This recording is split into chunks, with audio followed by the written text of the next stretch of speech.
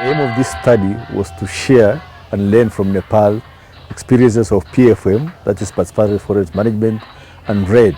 There are a lot of similarities between PFM and RED and in Tanzania and in Nepal.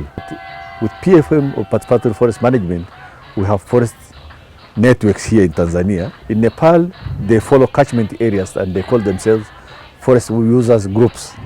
What I observed is that in Nepal, the networks or the forest user groups are very strong, and they have an apex body which looks at forestry in the whole country. To ours is the Mjumita.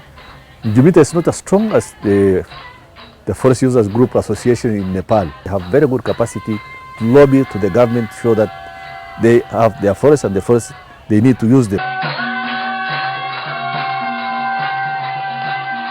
If you go to the awareness of RED in Nepal, is quite high from grassroots level to the national level compared to what we have here with our communities here.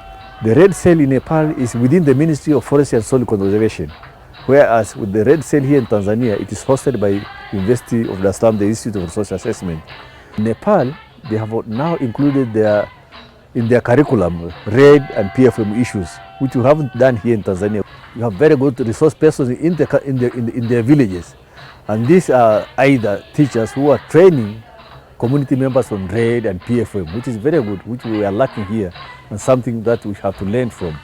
Critical and most important issue that we saw is that Nepal and Tanzania are struggling in developing database, collecting information on the amount of biomass and RED in the country.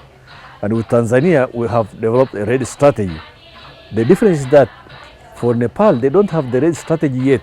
They have tried to concentrate more on getting information so that they can build up and develop a good strategy document. If you look at the whole process, it's being driven mainly by the community in relation to the government, and community have an upper hand rather than community.